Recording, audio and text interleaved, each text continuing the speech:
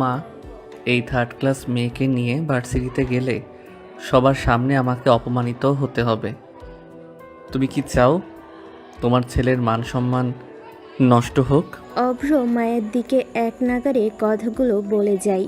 এতে যে মায়ের ছোট্ট মনে গুরুতর আঘাত লাগছে, সেদিকে মনোযোগ দেওয়ার প্রয়োজন বোধ করে না অভ্র। মায়ের চোখ দিয়ে কেবল পানি ঝরছে। কিছুক্ষণ আগে অভ্র মায়ের ভার্সিটিতে ভর্তি হওয়ার কাগজটা ছিঁড়ে টুকরো টুকরো করে ফেলে। এই মেয়ে বারবার আমার সামনে কেন আসে? আমার কাছ থেকে আমার সবচেয়ে প্রিয় মানুষটাকে কেড়ে নিয়ে ওর শান্তি হয়নি। আর কি চাই ও? কথাগুলো মায়ের চোখে পানির ধারা আরও বাড়িয়ে দেয়। ফ্লোরে পড়ে থাকা টুকরাগুলো কুড়িয়ে নিজের ঘরে চলে যেতে চায়, কিন্তু সেই সময়টুকু অভ্র মায়াকে দেয় না। মায়ের হাতটা ধরে তার গালে সজোরে একটা থাপ্পড় মারে অভ্র। এতে মায়ের হাত থেকে কাগজের টুকরোগুলো পড়ে যায়। বাড়ির সবাই পুতুলের মতো নিশ্চুপ হয়ে চোখের সামনে ঘটে যাওয়া দৃশ্যগুলো সাক্ষী হচ্ছে, কিন্তু কেউই সাহস করে অভ্রকে আটকায় না। বলতে গেলে বাড়ির সবাই অভ্রকে ভয় পায়। অভ্র থামবি? মেয়েটার উপর অত্যাচার না করলে তোর পেটের ভাত হজম হয় না। মায়া, তুই ঘরে যা, তোর জন্য আমি আরেকটা ফর্ম কিনে আনবো। ভাইয়া, তোমার লাই পেয়ে পেয়ে এই মেয়ে আমাদের ঘাড়ে চড়ে নাচছে। নিজের মা বাবাকে তো খেয়েছে, এখন আমাদের পরিবারের একটা ক্ষতি করা না পর্যন্ত এই মেয়ে থামবে না। নিজের সম্পর্কে এত খারাপ কথা সহ্য হলো না মায়ার। অন্য সময় যে তার সাথে সবাই ভালো ব্যবহার করে এমন না, তবে অভ্র ভাইয়া যেন তাকে সহ্যই করতে পারে না। মায়া শান্ত স্বভাবের মেয়ে হলো। অভ্রর বলা শেষের কথাগুলোতে তেতে ওঠে মায়া। এতিম হওয়ায় এত অপমান করার সুযোগ পাচ্ছেন আপনি। আপনি খুব ভালো করেই জানেন যে ওই ঘটনায় আমার কোনো হাত ছিল না। তাও দিনের পর দিন আমাকে দোষারোপ করে আপনি কি যে শান্তি পান আমার জানা নেই। যত বড় মুখ নয় তত বড় কথা। আমার ভুল ধরানোর তুই কে? আমাদের ঘাড়ে বসে অন্য ধ্বংস করছিস। অভ্র, ছাড় মায়াকে। না আরিয়ান ভাইয়া, ওনাকে ওনার শরীরে সকল রাগ আমার উপর ঝাড়তে দাও। প্রতিদিন একটু একটু করে মরার চেয়ে আমাকে একেবারে মেরে ফেলুক। মায়ের কথাগুলো শুনে আর তার অগ্নি চোখের দিকে তাকিয়ে অভ্র জোর হারিয়ে ফেলে। আস্তে আস্তে করে হাতের মুঠিটা ঢিলে করে ফেলে, যেটা দিয়ে মায়ের ঘন কালো চুল ধরেছিল। কি হলো, থামলেন কেন? করুন, মেরে ফেলুন আমাকে। আমি আমার মা বাবার কাছে যাব, তাতে আপনারও জ্বালা জুড়োয় আর আমারও। মায়া প্লিজ, আমার জন্য ঘরে যা, আমি দেখছি এখনটা। বাড়ির এতগুলো মানুষের মধ্যে এই আরিয়ান ভাইয়াটাই মায়ের কথা ভাবে, তাই আরিয়ান ভাইয়ের কথা মায়া ফেলতে পারল না। তাই মায়া চলে যেতে উদ্যত হলো। আপনাকে আমি কখনো ক্ষমা করব না। আপনাকে নিজের কর্মের জন্য একদিন আফসোস করতে হবে। মায়া, খেয়ে নে। তুই না খেলে আমি খাই কি করে বলতো? আরিয়ান ভাই, আমার খিদে নেই। খিদে পেলে আমি খেয়ে নিব। তুমি যাও, শুয়ে পড়ো। এত রাতে আমার ঘরে এসেছো শুনলে তোমার ভাই বাড়ি মাথায় তুলবে। অভ্র কি বললো বা কি করলো তা নিয়ে আমার বিন্দুমাত্র চিন্তা নেই, কিন্তু তুই না খেলে তো শরীর খারাপ হবে। ভাইয়া, আমি তো মানুষের দ্বারাই বেঁচে আছি। এতটুকু দয়া না দেখালেও চলবে। তোমার দয়া আমার সহ্য করতে কষ্ট হয়। আমি তোকে দয়া দেখাচ্ছি? এই কথাটা তুই বলতে পারলি মায়া? তোকে কি আমি একটু ভালোবাসি না? তোমার মনের মাঝে কি আছে সেটা আমার পক্ষে সম্ভব না। তবে তোমাকে অবিশ্বাস করতে ইচ্ছে করে না, কিন্তু তোমাকে বিশ্বাস করতেও পারি না। মা বাবা মারা যাওয়ার পর রাতারাতি সবার ব্যবহার বদলে যায়, সাথে মন মানসিকতা। আমি তাদের চক্ষুশূল হয়ে দাঁড়াই। মায়া, তোর কি একবারও মনে হয় না এতগুলো মানুষের ভিড়ে একা আমিই তোকে ভালোবাসি? তোর ভালো চিন্তা করে কেন আমাকে অন্যদের সাথে গুলিয়ে ফেলছিস? আমি কিছু জানতে চাই না, বুঝতেও চাই না। যদি আমার ভালো চাও তবে আমাকে একা ছেড়ে দাও। আরিয়ান আর কথা বাড়ে না। সে ভালো করেই বুঝতে পারছে মায়া তার মধ্যে নেই। হয়তো বিকালে অভ্রের করা অপমানগুলো সহ্য করতে সময় লাগবে। আরিয়ান মুখটা নিচু করে মায়ের ঘর থেকে চলে আসে। আমার ভালোবাসার কোনো দামই নেই তোর কাছে? অন্যের করা অপমান নিয়ে তোর সকল মাথা ব্যথা? আরিয়ান চলে যেতেই মায়া ভিতর থেকে দরজা আটকে দেয়। সে জানে যে আরিয়ান ভাইয়ের সাথে সে খারাপ ব্যবহার করেছে। আসলে মায়া অভ্রের প্রতি রাগটা আরিয়ানের উপর ঝেড়েছে। কি ক্ষতি করেছি আমি আপনার? কি ছিল আমার দোষ যে রাতারাতি আপনার প্রিয়তমা থেকে ঘৃণার পাত্র হয়ে দাঁড়ালাম? ভেবেছিলাম পৃথিবীর কেউ পাশে না থাকলেও আপনি থাকবেন, কিন্তু আপনি সবার আগে হাতটা ছেড়ে চলে গেলেন। আয়তাকার জনমানব শূন্য গাছে ঘেরা ছাদটা দিনের আলোয় যতটা মনোরম, রাতের বেলায় ততটাই ভয়ঙ্কর। রাতে একলা এই ছাদে আসার কথা কেউ ভাবতেই পারে না, অভ্র ছাড়া। রাতে কিছুক্ষণ ছাদের সময় নাক কাটালে ঘুম আসে না তার। আজও তার ব্যতিক্রম হয়নি। পকেট থেকে সিগারেটের প্যাকেটটা বের করতে গিয়ে কিছু একটা পড়ে যায় মেঝেতে। অভ্র জিনিসটাকে হাতে তুলে নিয়ে দেখতে পাই এটা তার আর মায়ের একটা ছবি। ছবিটা আরও 5 বছর আগেকার। ছবিতে মায়ের মিষ্টি মুখটা দেখে অভ্রের মুখে হাসির রেখা ফুটে ওঠে, কিন্তু পরক্ষণেই হাসি বিলীন হয়ে যায়। ছবিটা ছিঁড়ে টুকরো টুকরো করে নিচে ফেলে দেয়। আজকের দিনটা দেখার জন্য কি আমি তোকে ভালোবেসেছিলাম? তোকে আমি বিশ্বাস করতাম, ভরসা করতাম, কিন্তু তুই আমাকে প্রতিদানে ধোঁকা দিলি। আমার বিশ্বাস ভঙ্গের দাম তোকে তোর জীবন দিয়ে দিতে হবে মায়া। তোর প্রতি আর কোনো দুর্বলতা এই অভ্র চৌধুরী দেখাবে না। রোজকার মতো আজকেও সারাদিনের কাজ শেষ করে ক্লান্ত শরীরটাকে বিছানায় এলিয়ে দেয়। তারপর কখন যে তার চোখ লেগে আসে মায়ের সেটা মনে নেই। মাঝরাতে কোনো কিছু পড়ার শব্দে মায়ের ঘুমের ঘোরটা হালকা হয়। আদো ঘুমে চোখে সে কোনো একটা অবয়কে দেখতে পায় তার রুমে প্রবেশ করতে, কিন্তু মায়া ঘুমে এতটাই কাতর ছিল যে মাথা তুলে বসতে পারল না। আবার সে নিজের স্বপ্নের রাজ্যে তলিয়ে যায়। ভোর ভোর ওঠা মায়ার অভ্যাস। এই অভ্যাসটা আগে ছিল না। মায়ের মা শত বলো মেয়েকে এই অভ্যাসটা ধরাতে পারেনি, কিন্তু ভাগ্যের কি নীলা যে এখন মায়াকে প্রতিদিন সকাল সকাল ঘুম থেকে উঠে পড়তে বসতে হয়। সকালের এই সময়টা ছাড়া দিনে এক মুহূর্ত অবসর পায় না মায়া।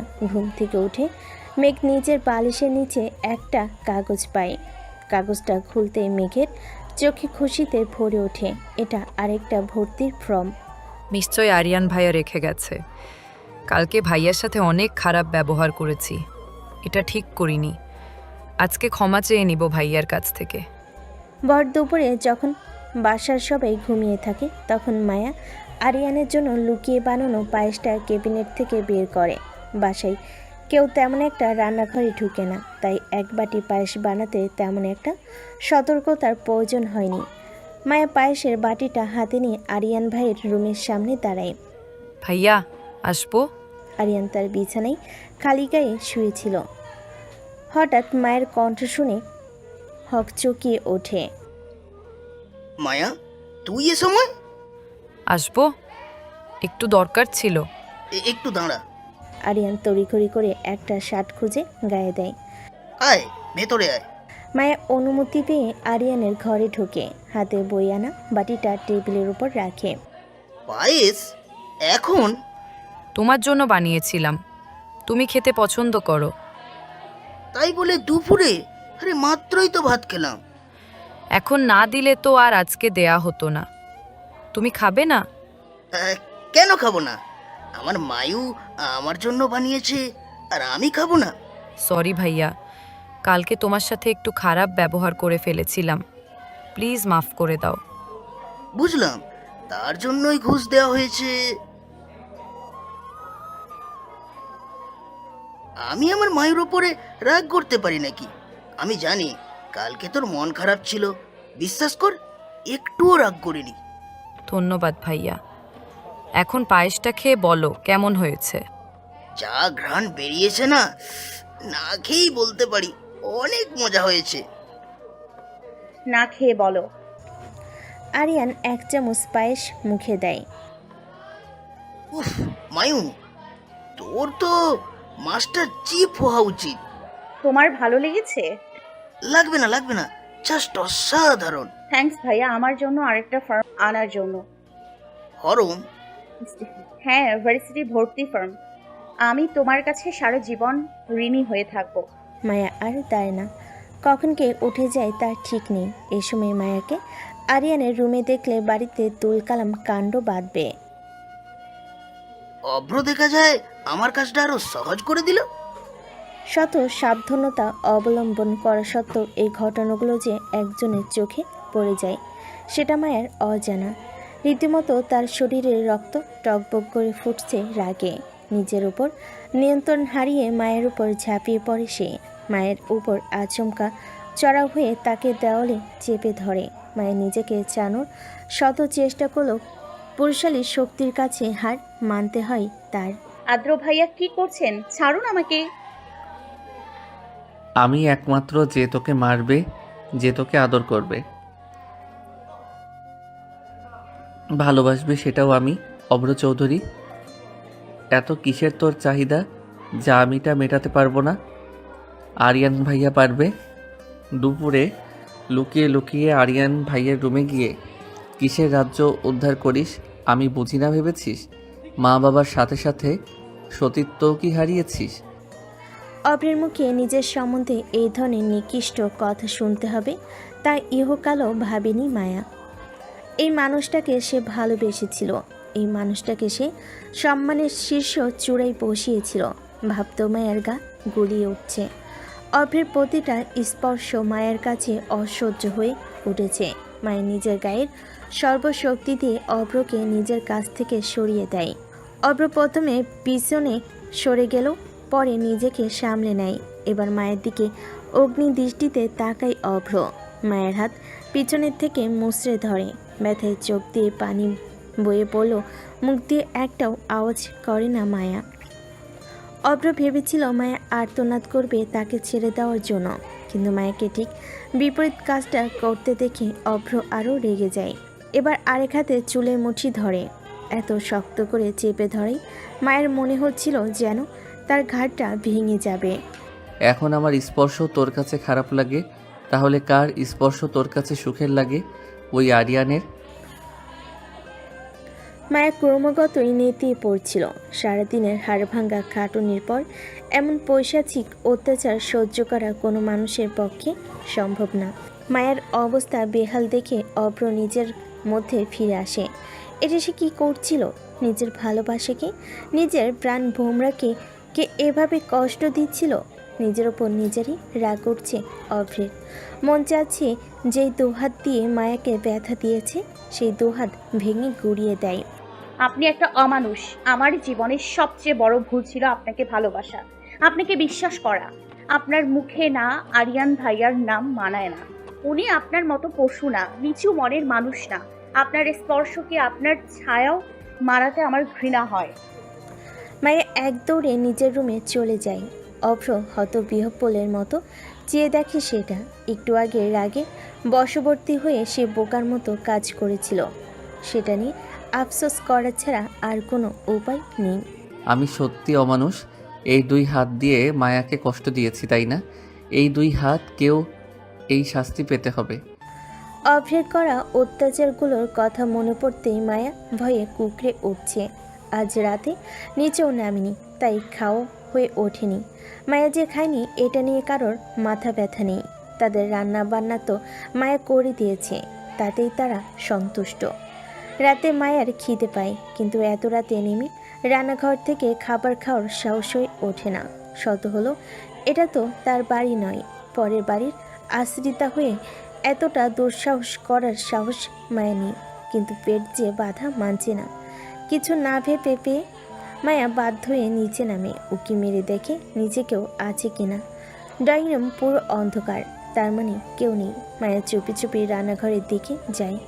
রান্নাঘরে একটা বাতি সবসময় জ্বালানো থাকে, তাই রান্নাঘরে পৌঁছাতে পারলে খবর পেতে কষ্ট হবে না। খাবার পেতে কষ্ট হবে না।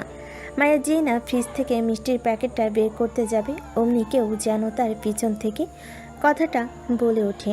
রাতে না খেলে খিদে তো পাবেই, তা সময় মতো না খেয়ে মাঝরাতে চোরের মতো খাবার খাওয়াটা কেমন অভ্যাস?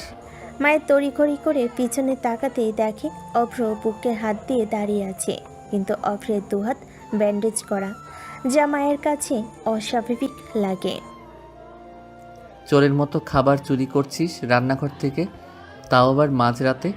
মা দেখলে কি হবে জানিস নিশ্চয়ই। মায়া তার হাতে থাকা মিষ্টির প্যাকেটটা আবার ফ্রিজে রেখে কোনো কথা না বলে চলে যায়। রাতে যে তার খাওয়ার অধিকার নেই সেটা তো সে ভালোভাবেই বুঝতে পারে, অথচ পুরো সংসারের সকলের 3 বেলার খাবার মায়াই হাত পুড়িয়ে রান্না করে। মায়া সুস্থ থাকুক বা অসুস্থ। মায়া অভ্রকে পাশ কাটিয়ে যাওয়ার সময় অভ্র মায়ের হাতটা আলতো করে ধরে ফেলে। স্বাভাবিক অবস্থায় থাকলে হয়তো শক্ত করেই ধরতো। আর মারতে ইচ্ছে করছে?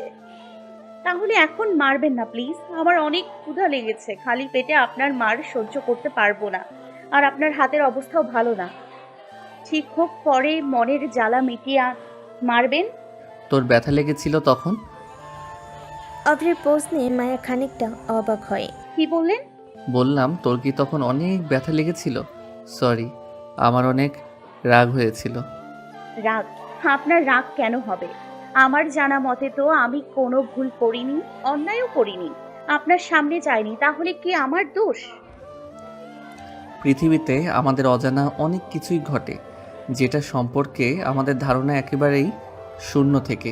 ধরে নে এটা সেরকমই।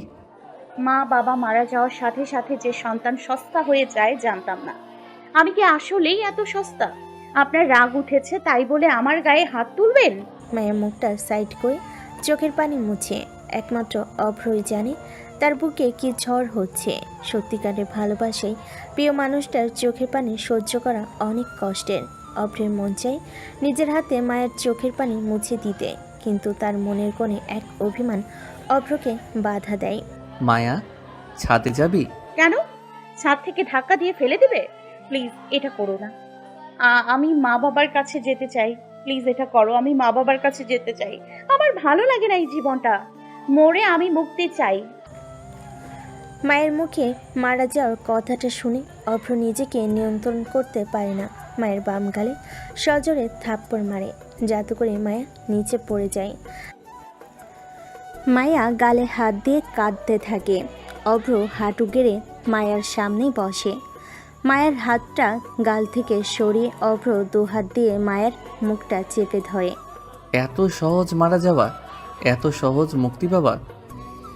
যা করেছিস তার ফল ভোগ না করেই পার পেয়ে যাবি আমার কাছ থেকে।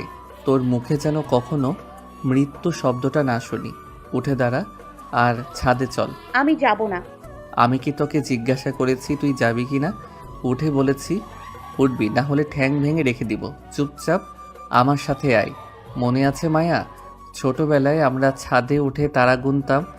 আকাশের সবচেয়ে বড় তারাটা ছিলাম আমি, আর তার পাশের সবচেয়ে জলজলে তারাটা ছিলিস তুই। অভ্র অমায়িক দৃষ্টে আকাশের দিকে তাকিয়ে আছে। অভ্রের দৃষ্টি আজ অজানা পর্যন্ত বিস্তৃত। ছোটবেলার স্মৃতিগুলো বর্তমানের হাজার গুণ অভিমানকে দূরে সরিয়ে দিয়েছে। তাই হয়তো অভ্রের আজ মায়াকে নিজের করে পেতে ইচ্ছে করছে। অভ্রের ঠিক পেছনে দাঁড়িয়ে আছে মায়া। অভ্রের আবেগপ্রবণ কথাগুলো অনুভূতিহীন চেহারা নিয়ে শুনে যাচ্ছে সে। এত মার খাওয়ার পর মায়ের প্রদানকারীর সাথে আর যাই হোক রোমান্টিকতা তৈরি হয় না। কিছু বল, আমি তো শুধু বকবক করে যাচ্ছি। অনেক রাত হয়ে গেছে, তোমার ঘুমের দরকার নাও হতে পারে, আমার আছে। মায়া পিছনে ঘুরে চলে যেতে থাকে, কিন্তু হাঁটার সময় কোনো কিছু যেন তার হাত ধরে টান দেয়। এতে মায়া অভ্রর বুকের সাথে ধাক্কা খায়, কিন্তু মাথা তুলে সোজা হয়ে দাঁড়ানোর আগে অভ্র জাপটে ধরে। প্রায় 6 মাস এই শান্তি অনুভব করি না। কেন বারবার আমাকে তোর স্পর্শ থেকে বঞ্চিত করিস? আপনি নিজের কর্মের কারণেই বঞ্চিত হন। এখানে আমি কোনো মাধ্যম না। কেন আমাকে ধোঁকা দিলি? মায়া অবাক হয়ে অভ্রর মুখের দিকে তাকায়। অভ্রর অশ্রুসিক্ত চোখ যুগল জানান দেয় তার ভিতরে চাপানো ঝড়ের কথা, যা বাইরে থেকে সকলের অদেখা। ধোঁকা? আমি আপনাকে ধোঁকা দিয়েছি? আপনি আমাকে ধোঁকা দিয়েছেন। সারা জীবন পাশে থাকার প্রতিশ্রুতি দিয়ে প্রত্যাখ্যান করেছেন। যখন আমার আপনাকে সবচেয়ে বেশি দরকার ছিল ঠিক তখনই আমাকে ছেড়ে চলে গেছেন। এখন বলছেন আমি আপনার সাথে প্রতারণা করেছি। আমার সন্তানকে মেরে ফেলেছিস কেন? সন্তান? আপনার সন্তান মানে? নাটক কম কর মায়া। আমাদের সন্তান, তোর গর্ভে আমার সন্তান ছিল। তোর কি এতটুকু বিশ্বাস আমার উপর ছিল না যে আমি তোকে আর আমাদের সন্তানকে স্বীকৃতি দিব? কেন নিজেকে নির্দোষ প্রমাণিত করতে গিয়ে আমাদের ভালোবাসার প্রতীককে মেরে ফেললি? অভ্র ভাইয়া, আপনি কি পাগল হয়ে গেছেন? কি সব আজে বাজে কথা বলছেন? আমাদের এমন কোনো সম্পর্ক ছিল না, বুঝেছেন? কিভাবে আমি আপনার সন্তানকে গর্ভে ধারণ করব? হ্যাঁ, আমাদের মধ্যে কোনো ধরনের শারীরিক সম্পর্ক ছিল না, তবে ওই রাতে তো আমাদের মধ্যে কিছু হয়েছিল। কেন এখন সাধু সাজার ব্যর্থ চেষ্টা করছিস? আমি যদি অপরাধে দোষী হই তাহলে তুইও একই অপরাধে দোষী। মায়া নিজেকে অভ্রর বাঁধন থেকে মুক্ত করে। আমি সজ্ঞানে কিংবা অজ্ঞানে কখনোই কারোর সাথে এসব পাপে লিপ্ত হইনি। আমার ওপর এসব আজে বাজে অভিযোগ আনা বন্ধ করুন। আমার চরিত্রের ওপর আঙুল তোলা বন্ধ করুন। আমি চরিত্রহীনা নই। মায়া, আমি কি একবারও তোকে চরিত্রহীন বলেছি? তুই কিভাবে অস্বীকার করছিস সেই রাতে আমাদের মাঝে ঘটে যাওয়া ঘটনাগুলোকে আর আমাদের সন্তানকে? আপনার মাথা খারাপ হচ্ছে। কিসের সন্তান? কার সন্তান? আমার থেকে দূরে থাকবেন, কখনো আমার সামনে আসবেন না। আপনার এই জঘন্য মন আর চেহারা আমি দেখতে চাই না। মায়া কোনো দিক না তাকিয়ে এক দৌড়ে নিচে চলে যায়। এদিকে অভ্র দোটানায় পড়ে। মায়ের কিছু মনে নেই। এটা কেমন কথা? মায়ের চোখ দেখে মনে হচ্ছিল না যে সে মিথ্যা বলছে। তার বলা প্রতিটা কথাও সেটার পরিচয় দেয়। তাহলে কি অভ্রর ভুল দেখছে? তাহলে কি অভ্র ভুল দেখেছে, ভুল জেনেছে? কিছুই হিসাব মেলাতে পারছে না অভ্র। কোনটা মিথ্যা কোনটা সত্য সব কিছুই যেন ধোঁয়াশা। এই ধোঁয়াশা কাটাতে গিয়ে যেন মায়াকে কষ্ট না দিয়ে ফেলি। সেদিন কি হয়েছিল আমাকে জানতেই হবে। ভার্সিটির প্রথম দিনেই শরীর দেখিয়ে ছেলেদের হাত করতে চাচ্ছিস? তাহলে ভার্সিটিতে না গিয়ে নাইট ক্লাবে যা, অনেক টাকা কামাতে পারবি। শখ করে মায়ের একটা প্রিয় শাড়ি পরাই অভ্রর মুখ থেকে এমন বাজে মন্তব্য শুনতে হবে সেটা মায়া আন্দাজ করতে না পারলেও অবাক হয়নি। কারণ এর আগেও অভ্রর মুখ থেকে হাজারো অরুচিকর মন্তব্য শুনতে শুনতে অভ্যস্ত মায়া। তাই এবার আর গায়ে লাগায়নি। শান্তমতো খাবার খেয়ে নেয়, কোনো রকম প্রতিক্রিয়া দেখায় না। তুই কি মানুষ হবেই না অব্র? মেয়েদের সাথে কেমন ব্যবহার করতে হয় এখনো শিখিসনি? আরে মায়া তোর বোন, বোনকে ভালোবাসতে শিখ। আমাকে না শিখিয়ে নিজের দিকে নজর দাও আরিয়ান ভাই। ভোর দুপুরে একটা মেয়েকে ফুসলিয়ে নিজের ঘরে ডেকে নেওয়াটা কোনখানের ভদ্রতা? তখন তোমার মনে থাকে না যে মায়া তোমারও বোন? অভ্র, ভুলে যাচ্ছিস আমি তোর বড় ভাই। আমাকে সম্মান দিয়ে কথা বল। সম্মান পাওয়ার জায়গায় না থাকলে তো আমার কিছু করার নেই। অভ্র, আরিয়ান ভাইয়া ছাড়ো, ওনাকে ওনার মতো ভাবতে দাও। যার যেমন মন মানসিকতা সে সেই রকমই চিন্তা করে। আমাদের দেরি হয়ে যাচ্ছে, চলো। মায়া আরিয়ানের হাত ধরে যা অভ্রের চোখ এড়ায় না। রাগে অভ্রর চোখ মুখ রক্তিম হয়ে উঠেছে। এমনিতে মায়া শাড়ি পরে ভার্সিটিতে যাবে, অন্যদিকে আবার আরিয়ানের হাত ধরেছে। ব্যাপারটা অভ্রর কাছে অসহ্য হয়ে উঠেছে। মায়ের হাতটা ধরে একটানে আরিয়ানের বাঁধন থেকে মুক্ত করে নিজের কাছে নিয়ে আসে অভ্র। এতে মায়া কিছুটা হাতে ব্যথা পায়, কিন্তু অভ্র সেই দিকে না তাকিয়ে সোজা মায়ার চোখের দিকে তাকায়। যা, শাড়িটা পাল্টে সালোয়ার কামিজ পরে আয়। কি হলো, কানে কথা যাচ্ছে না? যেতে বলেছি তোকে।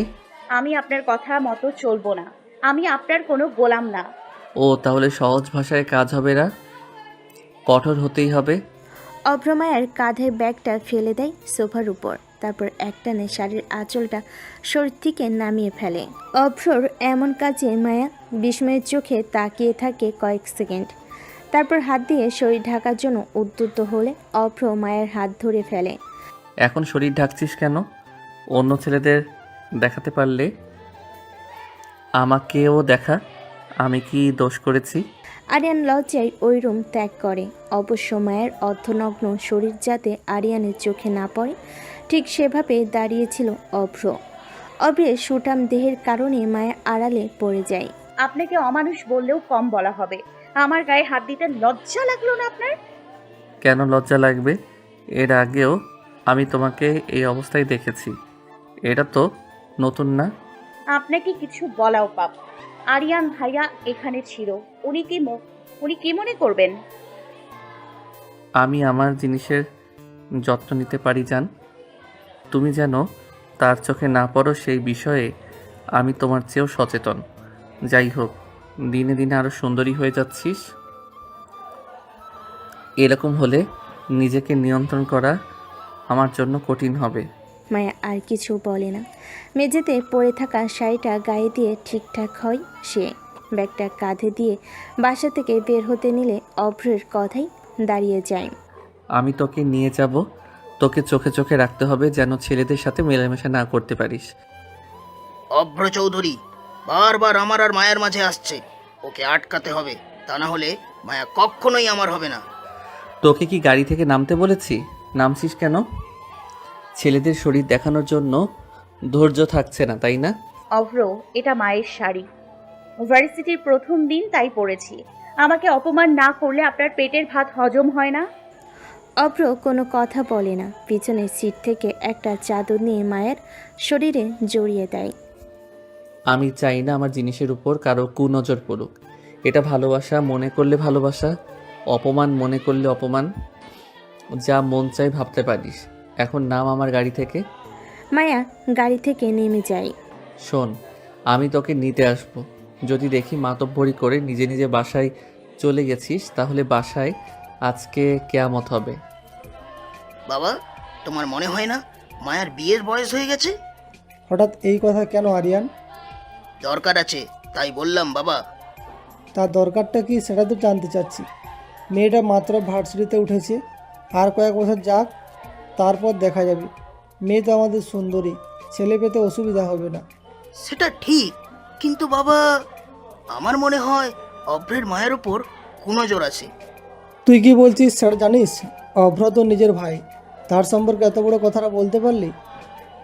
ভাই তো কি হয়েছে, অপরাধ করলেও কি বলা যাবে না? কিন্তু মায়া মাকে ছাড়া থাকতে আমার যে অনেক কষ্ট হবে। আমার বোনটা মায়াকে আমার কাছে আমানত হিসেবে রেখে গেছে। বাবা, আমি মায়াকে ভালোবাসি, ওকে বিয়ে করতে চাই। বিয়ের পর ওকে নিয়ে অন্য কোথাও চলে যাব। এতে তোমার মায়াকে নিয়ে চিন্তা করতে হবে না, আর অভ্রের থেকে মায়াও দূরে থাকবে। আরিয়ান, আমাকে কিছুটা সময় দে, আমি ভেবেচিন্তে একটা সিদ্ধান্ত নিব। ভার্সিটিতে নতুন হওয়ার ক্লাসরুম খুঁজে পেতে বেগ পেতে হচ্ছে মায়াকে। এভাবে কখনোই ক্লাস খুঁজে পাবো না, কাউকে জিজ্ঞাসা করতে হবে। কিছু দূর যাওয়ার পর মায়া দেখল বিল্ডিংয়ের দেওয়ালে হেলান দিয়ে একজন সুঠামদেহী পুরুষ ফোনে কথা বলছে। মায়া ভাবল তাকে একবার জিজ্ঞেস করে দেখি, যদি বলতে পারে। এই যে মিস্টার, শুনছেন? কাইন্ডলি বলবেন ফার্স্ট ইয়ার ক্লাসটা কোথায়?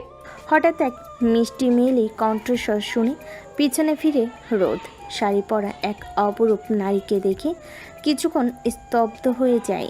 চোখের সানগ্লাসটা নামিয়ে ফেলে এই অপরূপ রূপখানি ভালো করে দেখার জন্য। আপনি কিছু বলছেন না কেন? আপনি জানেন না কি জানতে চান বলুন? ফার্স্ট ইয়ার ক্লাসটা কোথায়? ওহ, বাম দিকের দ্বিতীয় রুমটা। ওহ, থ্যাঙ্কস। মায়া চলে যায়। রোদ দেওয়ালে হেলান দিয়ে মায়ের দিকে তাকিয়ে থাকে। এক অসময়ে এলে তুমি রমণী, মনটা চুরি করে নিয়ে গেলে। কিন্তু তোমাকে তো আমি যেতে দেব না, সারা জীবন রেখে দেব ওই বক্ষপিঞ্জরের মাঝে। কলেজের সবার সামনে দিয়ে মায়াকে টানতে টানতে নিয়ে যাচ্ছে অভ্র। অভ্র চোখে মুখে রাগে রক্তিম হয়ে উঠেছে। মায়া লজ্জায় মাথা নিচু করে অভ্রর সাথে সাথে যাওয়ার চেষ্টা করছে, কিন্তু পারছে না। অভ্রকে এতটা রাখতে কখনো দেখেনি মায়া। আজকে যে তার কপালে দুঃখ আছে তা ভালো করেই আন্দাজ করতে পারছে সে। একসময় তারা গাড়ির কাছে এলে অভ্র এক হাত দিয়ে মায়ের হাতটা খামচে ধরে অন্য হাত দিয়ে গাড়ির দরজাটা খোলে। শরীরের সর্বশক্তি দিয়ে মায়াকে গাড়ির ভিতর ছুঁড়ে ফেলে দেয়। মায়া ভয়ে কুঁকড়ে যায়। অভ্র অন্য পাশ দিয়ে ড্রাইভার সিটে বসে। অভ্রের দিকে তাকাতেও মায়া বুক কেঁপে উঠছে। সবচেয়ে ভয়ঙ্কর ব্যাপার হচ্ছে অভ্রর নীরবতা, যা চারপাশের পরিবেশে এক ভীতিকর আবহাওয়ার সৃষ্টি করেছে। মায়ের হৃদস্পন্দন ক্ষণে ক্ষণে এতটাই বেড়ে যাচ্ছে যেন কিছুক্ষণের মধ্যে হাতটাই হয়তো বুক ভেদ করে বের হয়ে আসবে। মায়া গাড়ির মিররের দিকে তাকিয়ে অভ্রের মুখ দেখার চেষ্টা করে। অভ্র সাংঘাতিকভাবে সামনের দিকে তাকিয়ে আছে আর দীর্ঘশ্বাস ফেলছে। আয়নায় নিজের প্রতিচ্ছবির দিকে তাকাতেই মায়া নিজের গালে 5 আঙ্গুলের ছাপ দেখতে পায়।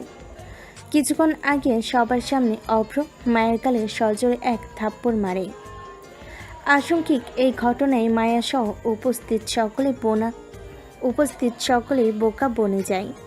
তারপর 1 সেকেন্ডও দেরি না করে অভ্র মায়াকে নিয়ে আসে। এভাবে কিছু মুহূর্ত কেটে যাওয়ার পর অভ্র মায়ের দিকে তাকায়। অভ্রর রক্তিম চোখে চোখ পড়তেই মায়া নিজেকে সরিয়ে নেয়। অভ্র ক্ষিপ্ত গতিতে মায়াকে নিজের দিকে ফেরায়। এদিকে মায়া তো ভয়ে চোখ বুজে আছে। কোনো শব্দ বা স্পর্শ না পেয়ে মায়া বুঝতে পারে অভ্র আসলে কি করতে চায়। হঠাৎ নিজের ঠোঁটের উপর অন্য কারো ঠোঁটের স্পর্শ পেতেই মায়ের শরীরে এক অজানা শিহরণ বয়ে যায়। কিছুক্ষণ পর অভ্র মায়াকে ছেড়ে দেয়। মায়া যখন শ্বাস নিতে ব্যস্ত তখন অভ্র আবার মায়ের উপর ঝাঁপিয়ে পড়ে। তবে এবার ভালোবাসার চেয়ে নিষ্ঠুরতা বেশি পরিলক্ষিত হয়। ভাইয়া আমাকে ছাড়ো, ব্যথা পাচ্ছি। এতটুকুতেই ব্যথা পাচ্ছিস? তাহলে আমার পরবর্তী শাস্তি কিভাবে সামলাবি? পরবর্তী শাস্তি? শাস্তির কথা শুনতে মায়ের গলা শুকিয়ে যায়। তার চোখে মুখে একটা ভয় দেখে অভ্র একটা শয়তানি হাসি দিয়ে গাড়ি চালাতে শুরু করে। সারা রাস্তা অভ্র বা মায়া কেউ কোনো কথা বলেনি। মায়া তো ভিতর ভয় কুকড়ে যাচ্ছে। কয়েকবার আর চোখে অভ্রের দিকে তাকায় সে। অভ্র আবেগহীনভাবে গাড়ি চালিয়ে যাচ্ছে। আজ আবহাওয়াটাও যেন কেমন গুমোট হয়ে আছে। সব কিছু মিলিয়ে মায়ের মনটা খালি কু গাইছে। গাড়ি একটা বাংলোর সামনে থামে। অভ্র সিট বেল্ট খুলে গাড়ি থেকে নামে, কিন্তু মায়া নামে না। তোকে কি আমন্ত্রণ পত্র দিয়ে নামতে বলতে হবে? আমাকে কোথায় নিয়ে এলে তুমি? এটা আমার একটা বাংলো। কিন্তু আমাকে কেন এখানে নিয়ে এলে? এত তাড়াতাড়ি শাস্তির কথা ভুলে গেলি? না, আমি যাব না। অভ্র আর কথা পারে না। গাড়ি দরজা খুলে মায়াকে কোলে করে ভিতরে নিয়ে যায়। হাতের বইগুলো সজোরে টেবিলের উপর আশ্রে মারে রোদ। তারপর গ্লাসে থাকা পানি এক ঢোকে খেয়ে ফেলে। কিছুতেই তার রাগ কমছে না। আমার সামনে দিয়ে আমার জিনিসকে উঠিয়ে নিয়ে গেলি তুই অভ্র। আমার জিনিসে হাত দেওয়ার ফল তোকে ভোগ করতেই হবে অভ্র। এই রোদ আহসান কখনোই নিজের জিনিস কারোর সাথে শেয়ার করে না। মায়া শুধুই আমার। তুই এখন থেকে এখানে একলা আমার সাথে থাকবি, শুধু আমি আর তুই। শেষের কথাটা বলার সময় অভ্র মায়ের কানের খুব কাছে চলে যায়। কথা শেষে অভ্র মায়ের কানে হালকা করে একটা চুমু খায়। তারপর নিজেকে মায়ের শরীর থেকে আলগা করে অদ্ভুত দৃষ্টিতে মায়ের চোখের দিকে তাকায়। মায়া বুঝতে পারে অভ্র তাকে নিজে করে নিতে চাচ্ছে। এতে কিছুটা অস্বস্তিতে পড়ে যায়। মুখটা অন্যদিকে ঘুরিয়ে কিছুটা গম্ভীরভাবে কথা বলে। ভাইয়া আমরা অবিবাহিত, তুমি যেটা চাচ্ছ সেটা সম্ভব না। এভাবে অভ্রের দিক থেকে মুখ ঘুরিয়ে নেওয়ায় অভ্র প্রথমে বিরক্ত হয়। পরবর্তীতে অনাকাঙ্ক্ষিত একটা উত্তর দেওয়ায় অভ্রের মেজাজটা আরও বিগড়ে যায়। সে জোর হাতে মায়ের চোয়ালটা ধরে নিজের দিকে ফেরায়। এর আগে কি আমরা কখনো কাছে আসিনি? এর আগে কি আমরা দুজন এক হইনি? অভ্রের মুখে এমন কথা শুনে মায়া যেন আকাশ থেকে পড়ে। না, কখনোই হয়নি। কেন বারবার আমাকে চরিত্রহীন বানানোর চেষ্টা করছেন? মায়া, এগুলো কি বলছিস? সত্যি তোর মনে নেই ওই রাতের কথা? কোন রাত? কিসের রাত? আমার জীবনে কোনো কলঙ্কিত রাত নেই যে রাতের কথা সবার সামনে বলতে আমার লজ্জা হবে কিংবা আমার মাথা কাটা যাবে। ও, তার মানে আমার স্পর্শ তোর কাছে কলঙ্কের সমতুল্য? তাহলে কার স্পর্শ তোর কাছে সুখের? আরিয়ান ভাইয়ের? বিয়ের আগে আপনি সকল ছেলের স্পর্শই আমার কাছে কলঙ্ক স্বরূপ। বারবার এসব কথা বলে আপনার মন মানসিকতার দৈন্যতার প্রমাণ দেবেন না। অভ্রকে তার রাগ বশবর্তী করে ফেলল। তার মনে হলো এসব অযথা রাগারাগির কোনো কারণ নেই। এসব করে বরঞ্চ নিজেদের মধ্যে ভুল বোঝাবুঝি বাড়বে। তাই নিজেকে শান্ত করার জন্য অভ্র রুম থেকে বাইরে বের হয়ে আসে। মায়া অভ্রের যাওয়ার দিকে তাকায় না। অভ্র যাওয়ার পর রুমটা ভালো করে দেখতে থাকে। অভ্র বরাবরই নিজের জিনিস গুছিয়ে রাখে, এবারও তার ব্যতিক্রম হয়নি। পরিপাটি করে রাখা বেডরুম, সাথে দক্ষিণার দিক মুখ করে বড় বারান্দা। মায়া ধীর পায়ে সেই বারান্দার দিকে যায়। নিচে বাগানটাও পরিষ্কার পরিচ্ছন্ন। একটু খেয়াল করলে মায়া দেখতে পায় বাগানের অধিকাংশ জায়গায় গোলাপি গোলাপ গাছ লাগানো। আর এটা দেখে মায়া মুচকি হেসে দেয়। আপনার ভালোবাসার সুন্দর অংশটাই আমি চাই। ভালোবাসার ডার্ক সাইডটা আমাদের সম্পর্কে চির ধরাচ্ছে। আপনার ভালোবাসা আমি অনুভব করতে চাই, কিন্তু আপনার কর্মকাণ্ডই এর মাঝে বাধা হয়ে দাঁড়ায়। এতগুলো লোককে আমি প্রতি মাসে টাকা দিয়ে শুধু শুধু পুষছি, একটাও কাজের না তোমরা। একটা গাড়িকে ফলো করতে পারো না, কিভাবে তোমরা তোমাদের চোখের আড়ালে চলে যায় ওরা? রাবিশ। এক লাইনে দাঁড়িয়ে থাকা বডিগার্ডগুলো সব মাথা নিচু করে আছে। তাদের সামনে বুকে হাত দিয়ে দাঁড়িয়ে আছে রোদ। চোখে মুখে তার রাগের ছাপ যেন এক ঝড়ের পূর্বাভাস দিচ্ছে।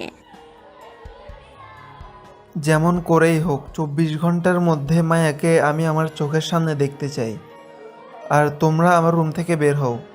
সকলে যেন প্রাণ হাতে নিয়ে রুম থেকে চলে যায়। মায়া, তুই আমার এক নেশায় পরিণত হয়েছিস। তোমাকে আমার দরকার। এবার আমি আর অভ্রকে জিততে দেব না, কিছুতেই না। অভ্র, মায়া কোথায়? এত রাত হয়ে গেছে, বাসায় ফেরেনি কেন? অভ্র এর রুমের দরজায় দাঁড়িয়ে আছে আরিয়ান। অভ্র নিজের মতো জামা কাপড় গুছিয়ে ব্যাগে ভরছে। আরিয়ানের দিকে তার কোনো নজরই নেই, যেন আরিয়ানের কোনো অস্তিত্বই অভ্র দেখতে পাচ্ছে না। কিছুক্ষণ উত্তরের আশায় দাঁড়িয়ে থাকার পর উত্তর না পেয়ে তেতে ওঠে আরিয়ান। অভ্রর কাঁধ ধরে নিজের দিকে ফেরায়। তোকে একটা কথা জিজ্ঞেস করেছি, উত্তর দেওয়ার প্রয়োজন বোধ করিস না? নিজেকে খুব লায়েক মনে করিস? হ্যাঁ, মায়া কোথায়? আমি জানি তুই এটা খুব ভালোভাবেই জানিস। অভ্র এক ঝটকায় আরিয়ানের হাতটা সরিয়ে নেয়। ব্যাগে শেষ কাপড়টা ভরে চেন আটকে দিয়ে ব্যাগটা কাঁধে নেয়। অবশ্যই জানি মায়া আমার কাছে আছে। এমন এক জায়গায় লুকিয়ে রেখেছি যেখানে তুমি কি তোমার ছায়াও মায়াকে স্পর্শ করতে পারবে না। কি বলতে চাস অভ্র? ভুলে যাস না আমি তোর বড় ভাই। বড় ভাই, কথাটা বলা যতটা সহজ, তার দায়িত্ব পালন করা তত কঠিন। তুমি এত জীবন সবার সামনে একটা ভালো মানুষের মুখোশ পরা ছিলে। আমিও তোমাকে ঠিকমতো চিনতে পারিনি, কিন্তু আজ আমার কাছে সব কিছু পরিষ্কার। তুমি খুব ভালো করে জানতে আমি আর মায়া একে অপরকে ভালোবাসি। এটা তুমি মেনে নিতে পারোনি কারণ তুমিও মায়াকে পছন্দ করতে। তাই আমাদের আলাদা করতে তুমি একটা মিথ্যা নাটক সাজাও। মায়ার প্রেগন্যান্সি নিজে মিথ্যা ঘটনাকে সত্যি হিসেবে আমার সামনে উপস্থাপন করে, যাতে করে আমি মায়াকে ঘৃণা করি আর তুমি খুব সহজেই মায়াকে পেয়ে যাও। কিন্তু তুমি হয়তো জানো না, অভ্রের কাছ থেকে মায়াকে আলাদা করা অসম্ভব। তুমি কেন, পুরো পৃথিবীর মানুষ এটা পারবে না। এক নাগারে কথাগুলো বলে অভ্র রুম থেকে চলে যায়। আরিয়ানের রাগান্বিত মুখে ক্রমে একটা শয়তানি হাসি ফুটে ওঠে। তুই কি চাস বা না চাস সেটা আমি দেখতেও চাই না। এখন থেকে সেটাই ঘটবে যেটা আমি চাইবো। প্রয়োজন হলে তোকে পৃথিবী থেকেও সরিয়ে দেব। রাত প্রায় 11টা। এখনও বাসে ফেরেনি অভ্র। এদিকে ভয়ে মায়া যেন জমে যাচ্ছে। আশেপাশে কোনো বাড়িঘর নেই, চারিদিকে কেবল গাছ আর বন জঙ্গল। এদিকে সন্ধ্যায় খানিক ঝড় বৃষ্টি হয়, ইলেকট্রিসিটিও চলে গেছে। মায়া অনেক খুঁজে একটা মোমবাতি পেয়েছে, তবে এখন সেটাও প্রায় শেষের দিকে। এই ছেলেটা আমাকে বিপদে ফেলা ছাড়া আর কিছুই করতে পারে না। এখনো কেন আসছে না? মায়ের ভিতরে এক ধরনের অস্বস্তি কাজ করছে। স্থির হয়ে বসতেও পারছে না। না, ওর সাথে আর ঝগড়া করব না, না হলে এভাবে নিজেকে শাস্তি পেতে হবে। হঠাৎ আশেপাশের সকল নিস্তব্ধতাকে চুরমার করে দিয়ে দরজা ধাক্কানোর শব্দ ভেসে আসে মায়ের কানে। অভ্র হয়তো ফিরে এসেছে এটা ভেবে এক দৌড়ে গিয়ে দরজা খুলে দেয়। কিন্তু দরজার অপর প্রান্তের মানুষ তাকে দেখে রীতিমতো হকচকিয়ে যায়। এমনকি ভয়ে দুপা পিছিয়ে যায় মায়া। রোদ স্যার, আপনি? সদর দরজা হাট করে খোলা, বাসায় কোনো লাইট জ্বলছে না। চারিদিক কেমন নিস্তব্ধ, যেন গত কয়েক বছরও এই বাড়িতে কেউ পা ফেলেনি। সব কিছু অভ্রর কাছে যেন ঘোলাটে লাগছে। মাইকি তাহলে অভ্রকে ফাঁকি দিয়ে পালিয়ে গেল? না, এটা তো সম্ভব না। মায়ের পক্ষে এখান থেকে পালানো তো দূরের কথা, বাড়ির বাইরে পা রাখাও অবিশ্বাস্য। অভ্র দোতলার রুমে যায়, কিন্তু মায়ের কোনো হদিস পায় না। মাথায় একরাশ চিন্তা আর মুখে হাজারো বিরক্তির ছাপ নিয়ে অভ্র বিছানায় বসে আছে। কি করবে সে? কোথায় খুঁজবে মায়াকে? হঠাৎ তার মনে পড়ল সিসিটিভি ক্যামেরার কথা। মায়াকে রেখে যাওয়ার সময় অন করে গিয়েছিল সে। দৌড়ে নিচে নেমে টিভিটা অন করে। রাত 10টার পর থেকে কোনো ভিডিও ক্যাপচার হয়নি। অভ্র বুঝতে পারে এটা কেউ ইচ্ছে করে বন্ধ করে দিয়েছে, কারণ ইলেকট্রিসিটি চলে গেলে সাথে সাথে জেনারেটর আসার কথা। কোনোভাবেই সিসিটিভি ক্যামেরা বন্ধ হবে না। এসব কি তাহলে আরিয়ান ভাইয়ের কাজ? না, এগুলো করতে তো সময় দরকার। তাহলে কে এসেছিল এখানে? কেই বা মায়াকে কিডন্যাপ করলো? অভ্র এর মাথায় আরও চিন্তা ভর করে। কিছুতেই সে হিসাব মিলাতে পারছে না। সুন্দরী বউ থাকলে এই সমস্যা। টুং শব্দে অভ্রের ঘোর ভাঙে। মোবাইলটা হাতে নিয়ে দেখে কোনো এক অপরিচিত নম্বর থেকে তাকে মেসেজ করা হয়েছে। এতক্ষণে হয়তো নিজের বাসায় গিয়ে প্রাণভ্রমরকে খুঁজছিস। শত খুঁজলেও পাবি না, কারণ তোর প্রাণভ্রমরা এখন আমার অস্তিত্বের সাথে মিশে গিয়েছে। আর আমার জিনিস আমি কারোর সাথে শেয়ার করি না, সেটা তো তুই ভালো করেই জানিস। যদি সাহস থাকে তবে তোর মায়াকে আমার কাছ থেকে নিয়ে যা। তোর সাথে অনেক পুরনো হিসাব মিলানোর বাকি আছে। মেসেজটা পড়ে অভ্র তার ক্লান্ত শরীরটা সোফার উপর ছেড়ে দেয়, যেন কিছুই হয়নি। হাতে থাকা মোবাইলটা অফ করে পাশে ফেলে দেয়। হাস্য উজ্জ্বলতা দেখা যায় তার মুখে। রোদ, তুই যে এমন একটা কাজ করবি সেটা জানতে আমার বাকি নেই। আগের মতোই বোকা আছিস এখনো? ভেবেছিস অভ্রের কাছ থেকে মায়াকে নিয়ে অনেক বাহাদুরের কাজ করেছিস? আরে বোকা ছেলে, তোকে খুঁজে বের করার জন্যই আমি কোনো সিকিউরিটি রাখিনি। তুই যেন অতি সহজেই মায়াকে কিডন্যাপ করতে পারিস। জ্ঞান ফিরতে নিজেকে অচেনা এক রুমে আবিষ্কার করে খানিকটা অবাক হয় মায়া।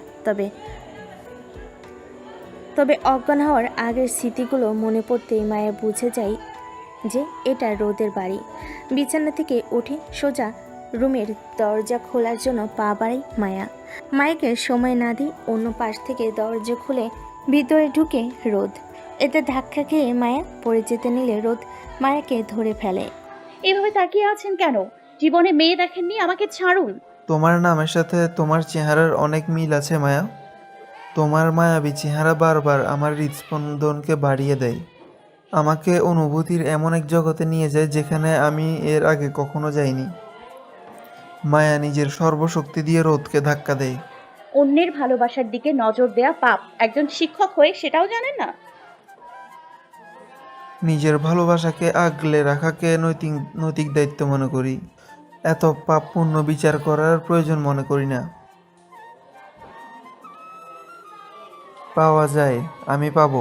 কথাটা বলেই রোদ মায়ার দিকে এগোতে থাকে। এভাবে এগিয়ে আসতে দেখে মায়া কিছুটা ভয়ে পিছিয়ে যেতে থাকে। একসময় মায়া দেওয়ালে ঠেকে যায়। রোদ দেওয়ালে দুহাত রেখে মায়াকে আটকে দেয়। প্রেয়সীর গালে ঠোঁট যুগল ছোঁয়ানোর মুহূর্তেই ঘরের লাইটটা অফ হয়ে যাওয়ায় বিরক্তি ফুটে ওঠে রোদের মুখে। এ সময় রোদ কিছুটা বেখেয়াল হয়। মায়া এক ধাক্কা দিয়ে রোদকে নিজের কাছ থেকে সরিয়ে দেয়। মায়ের ধাক্কায় রোদ কিছুটা পিছিয়ে গেলেও নিজেকে সামলে নেয়, কিন্তু ততক্ষণে মায়া দৌড়ে রুম থেকে বের হয়ে যায়। চারিদিকে মায়াকে না খুঁজে পেয়ে রুম থেকে বের হয় রোদ। বাইরে এসে রোদ দেখতে পায় এই রুম ছাড়াও সবখানে ইলেকট্রিসিটি আছে। এই কাজ যে কেউ ইচ্ছে করেছে সেটা বুঝতে বাকি থাকে না রোদের। এদিকে অপরিচিত বাসায় লুকানোর জায়গা খুঁজে পেতে অনেক বেগ পেতে হচ্ছে মায়ার। বাড়ির প্রত্যেকটা রুম বিশালাকার হওয়ায় পাশাপাশি আলোর অভাব নেই।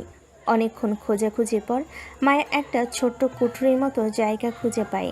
নিজেকে লুকাতে অন্ধকারে মিলিয়ে যায় মায়া। চারিদিকে পুরনো জিনিস আর ধুলা। এমন এক অস্বস্তিকর পরিস্থিতিতে থাকতে মায়ের খুব কষ্ট হলেও সে শ্বাস চেপে বসে থাকে। রোদ মায়াকে খুঁজতে খুঁজতে স্টোররুমের সামনে আসে। রোদ বুঝতে পারে মায়া এখানেই আছে, তার কারণ ঢোকার সময় মায়া দরজাটা আটকাতে ভুলে গেছে। মায়াপরি, আমি জানি তুমি এখানে আছো। তাড়াতাড়ি নিজে থেকে বের হও, আমি কিছুই বলবো না। কিন্তু আমি যদি খুঁজে বের করতে হয় তাহলে আজকে তোমার খবর আছে। 10 সেকেন্ড সময় দিচ্ছি, এর মধ্যে আমার সামনে চলে আসো। বাইরে রোদের কণ্ঠস্বর শোনার সাথে সাথেই মায়ের হাত পা জমে যায়। নিজেকে নিয়ন্ত্রণ করার চেষ্টায় বারবার হেরে যাচ্ছে মায়া। চোখ দিয়ে কেবল পানি পড়ছে তার। কেন সে কিছু না ভেবে দরজা খুলতে গিয়েছিল? নিজের করা ভুলের এমন মাসুল দিতে হবে ভাবতে পারেনি। এদিকে 10 সেকেন্ড পর হয়ে যাওয়ার পরও মায়া বের হয় না। রোদের রাগ মাথায় চাড়া দিয়ে ওঠে। ভালো কথার আসলেই কোনো দাম নেই, তাই না? তুমি নিজেই যেচে ভয়ঙ্কর পথটা বেছে নিলে। কথাটা বলে রোদ স্টোররুমের দিকে পা বাড়ায়, কিন্তু ঠিক এক মুহূর্ত পর মাথার পিছনে সজোরে আঘাত অনুভব করে। কিছু বুঝে ওঠার আগেই সে জ্ঞান হারায়। পিছনে তাকিয়ে দেখতেও পারে না কেই কাজ করেছে। মাটিতে লুটিয়ে পড়ে সে। মায়া অনেকক্ষণ নিস্তব্ধতায় চুপ করে বসে থাকার পর ধীরে উঠে রুম থেকে বের হয়। তার ভীষণ অবাক লাগে, হঠাৎ সব কিছু এমন নিশ্চুপ হয়ে গেল কেন? বাইরে এসে রোদকে এভাবে মাটিতে পড়ে থাকতে দেখে হকচকিয়ে ওঠে মায়া। তারপর চোখ যায় সামনে দণ্ডায়মান লোকটির দিকে। অভ্র ভাইয়া, তুমি? অভ্র মায়াকে নিজের বাহুডোরে আবদ্ধ করে ফেলে। মায়াও নিজের ক্লান্ত শরীরের ভার অভ্রর উপর ছেড়ে দেয়। অভ্র নিজের বুকে প্রাণপ্রিয়সীকে আবদ্ধ রাখতে পেরে অসীম শান্তি আরাম অনুভব করে। সময়টা যেন তাদের জন্য স্তব্ধ হয়ে যায়। দুজনে দীর্ঘশ্বাস ছাড়া আর কোনো শব্দ তখন বিরাজমান ছিল না। দীর্ঘ সময় এক অনিশ্চয়তার মাঝ থেকে মায়া অনেক ভীত হয়ে পড়ে। অভ্রকে যেন দ্বিতীয়বার হারাতে না হয়, সেজন্য শরীরের সর্বশক্তি দিয়ে অভ্রকে জাপটে ধরে। মুখে এক প্রশান্তির হাসি ফুটে ওঠে মায়ার। কেন আমাকে একলা ফেলে চলে গিয়েছিলে? কতটা ভয় পেয়েছিলাম জানেন? আর একটু দেরি হলেই অশ্রুসিক্ত হওয়ার কারণে বারবার মায়ের গলা বেজে যাচ্ছে। অভ্র কান পেতে প্রতিটা কথা প্রতিটা শব্দ অনুভব করছে, কিন্তু মায়ের এভাবে থেমে যাওয়া কান্নায় ভেঙে পড়ার শব্দ অভ্রকে বাস্তবে ফিরিয়ে আনে। অভ্র মায়াকে তার সামনাসামনি দাঁড় করিয়ে দুই হাতের মাঝে মায়ের মুখটাকে নেয়। দুই আঙ্গুল দিয়ে মায়ের চোখের পানি মুছে দেয়। তুই যে আমার প্রাণ ভোমরা রে মায়া, তোর কষ্ট হলে একই কষ্ট আমারও হয়। আমার অন্যায় হয়েছে তোকে এভাবে একলা রেখে যাওয়া, মাফ করে দে। মায়া প্রত্যুত্তরে কিছু না বলে আবার অভ্রকে জড়িয়ে ধরে, তবে এবার আরও শক্ত করে ধরে। মায়া, আমার বুকের পাঁজর ভেঙে ফেলবি নাকি? আস্তে ধর। না, আস্তে ধরলেই তুমি চলে যাবে। আমাকে এখান থেকে নিয়ে যাও। তোকে নিয়ে যাওয়ার জন্যই তো এসেছি। এই জানোয়ারের কাছে আমার ভালোবাসাকে রেখে যাব নাকি?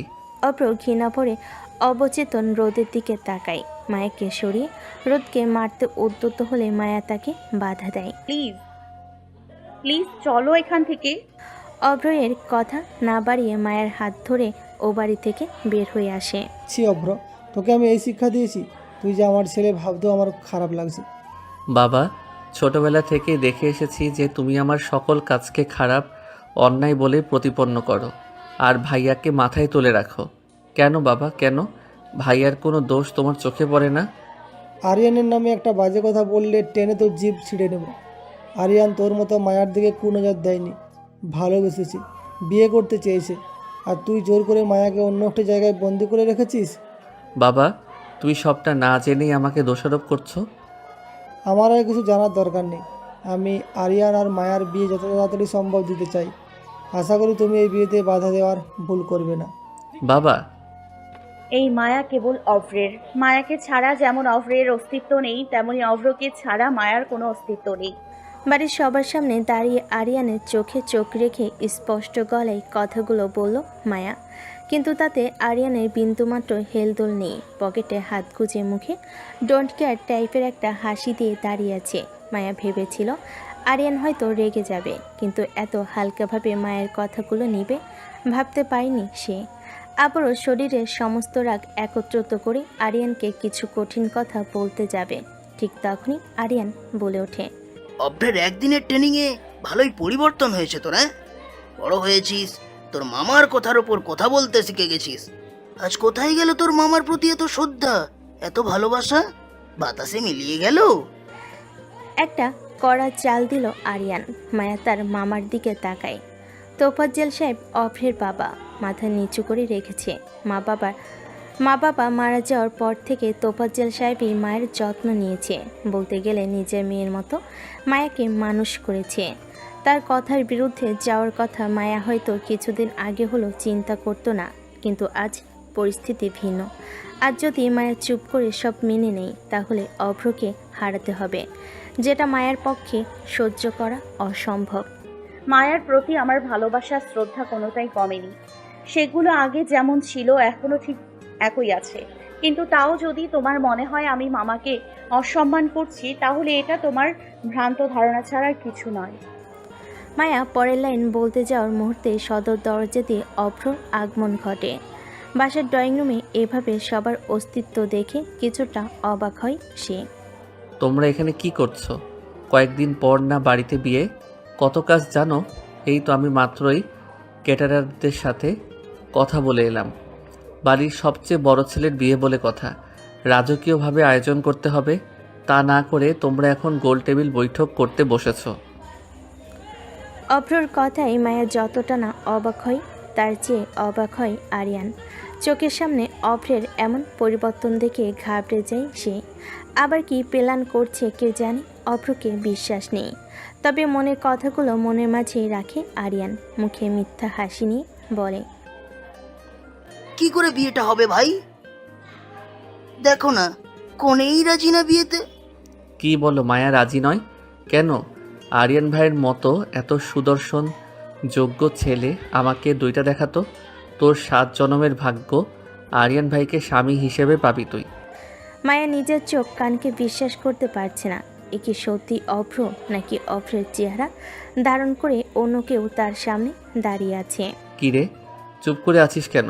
বল, কেন বিয়ে করবি না? মায়া আজ বড়ই নির্বাক। এমন এক পরিস্থিতির মুখোমুখি হতে হবে সেটা জানতো না, আন্দাজ করতে পারেনি কখনো। অভ্র হঠাৎ এতটা পাল্টে যাবে মায়ের এটা কিছুতেই বিশ্বাস হচ্ছে না। তাই কিছু না বলেই রুমে চলে আসে। ভাই, ও তুমি চিন্তা করো না, মায়া হয়তো লজ্জা পেয়েছে। তোমার সাথে ওরই বিয়ে হবে, সব দায়িত্ব আমার। তুই দায়িত্ব নিয়েই যদি আমাদের বিয়েটা দিস, তাহলে তো আমার এর কোনো চিন্তা থাকবে না। এতটাও নিশ্চিন্ত হয়ে মনে হয় ঠিক না ভাই, কাউকে এতটাও ভরসা করতে হয় না।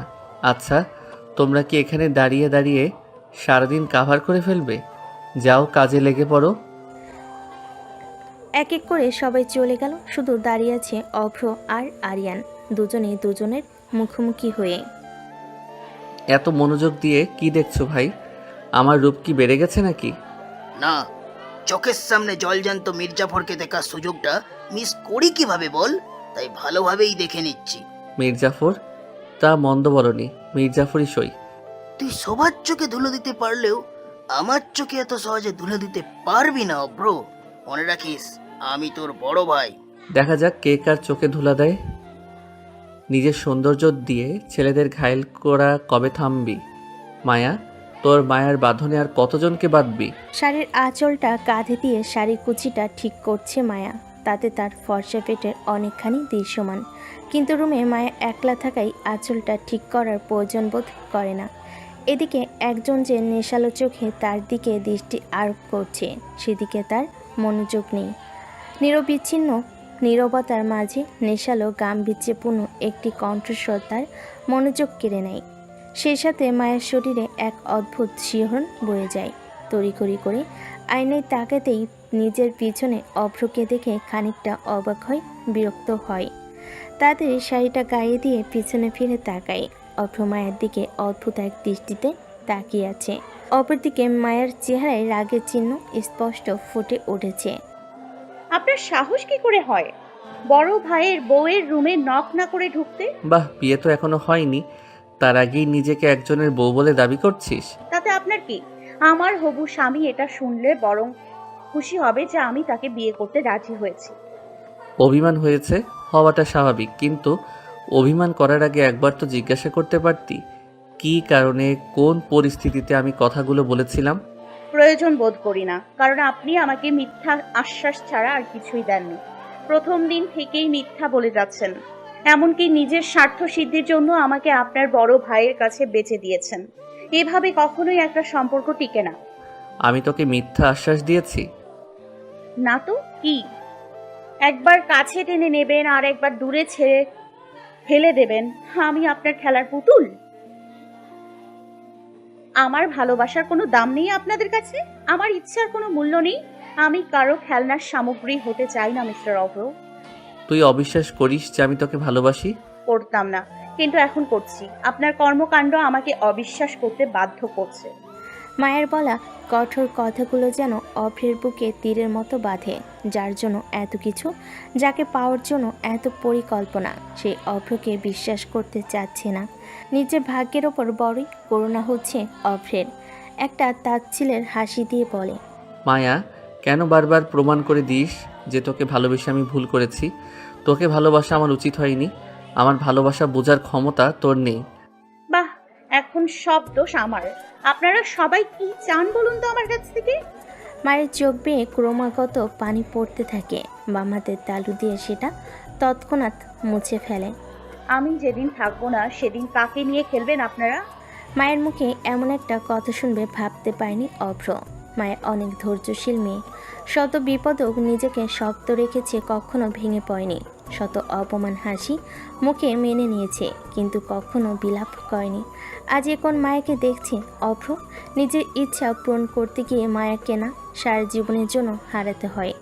এই দুশ্চিন্তা অভ্রের মাথায় ভালোভাবে গেঁথে যায়। অভ্র মায়ের একেবারে কাছে চলে আসে। রক্তিম চোখ যুগল মায়ার অশ্রুসিক্ত চোখের সাথে মিলাতেই মায়া তার চোখ নামিয়ে নেয়। অভ্র হাত দিয়ে মায়ের থুতনিটা চেপে ধরে বলে, আমার মৃত্যু কামনা কর, তাতে আমার কিছুই যায় আসে না। কিন্তু আর একবার যদি নিজের মৃত্যু কামনা করেছিস, তাহলে মৃত্যুর স্বাদ বুঝিয়ে দেব, কথাটা মনে রাখিস। অভ্র হালকা করে মায়াকে ধাক্কা দিয়ে রুম থেকে বের হয়ে যায়। বিকেলের বাতাসে হালকা আর্দ্রতা অনুভব করে মায়া। হয়তো আশেপাশে কোথাও বৃষ্টি হয়েছে। বৃষ্টির কথা ভাবতে ভাবতে চারপাশের পরিবেশে মেঘে ঢেকে যায়। ঘন কালো মেঘ যেন মায়ের মনে ঘনীভূত হওয়ার দুঃখ কষ্টের জানান দিচ্ছে। বৃষ্টির হালকা ঠান্ডা ও হৃদয় জোড়ানো বাতাস উপভোগ করতে মায়া বারান্দার গ্রিল ধরে দাঁড়ায়। ইচ্ছে হয় বৃষ্টিতে ভিজতে, কিন্তু কিছু কারণে মায়া আর বৃষ্টিতে ভিজে না। আজ মায়ের কথা খুব মনে পড়ছে মায়ার। আজ মা বেঁচে থাকলে হয়তো এত দুর্ভোগ পোহাতে হতো না। পেছন থেকে কেউ যেন মায়াকে জড়িয়ে ধরে। মায়া প্রথমে ভেবেছিল অভ্র, কিন্তু হঠাৎ মনে পড়ল অভ্র তো বাসায় নেই। তবে কে মায়াকে জড়িয়ে ধরল? আরিয়ান ভাই। মায়া নিজেকে ছাড়িয়ে পিছনে ফিরে তাকায়। রোদ, আপনি? কি ভেবেছিলে জান, আমি আর ফিরে আসবো না? আমি আমার ভালোবাসাকে আগলে রাখতে জানি। তোমার প্রতি টানই আমাকে এখানে এনেছে। সরুন আমার কাছ থেকে, আমি কিন্তু চিৎকার করব। চিৎকার করবে, করো। তবে সেই চিৎকার তুমি আর আমি ছাড়া কেউ শুনবে না, কারণ বাড়িতে তুমি আর আমি ছাড়া কেউ নেই।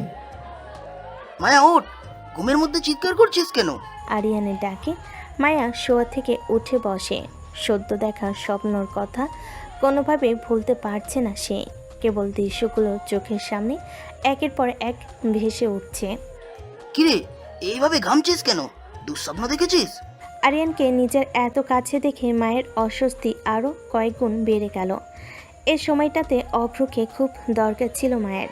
তার বুকে মাথা রাখলে হয়তো সকল ভয়ভীতি কেটে যেত। না, ঠিক আছে, তুমি এখন যাও। মায়ের উত্তরটা যেন আরিয়ানের পছন্দ হলো না। বিছানা থেকে এসে উঠে দাঁড়ায়।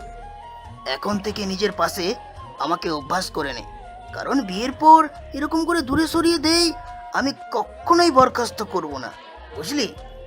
মায়া এতক্ষণে নিজেকে সামলে নেয়। স্বপ্নে রোদের যন্ত্রণা, বাস্তবে আরিয়ানের জ্বালাতন, সব মিলিয়ে মায়ের মেজাজ তীক্ষ্ণ হয়ে উঠেছে। দিবার স্বপ্ন দেখা বন্ধ করো ভাইয়া।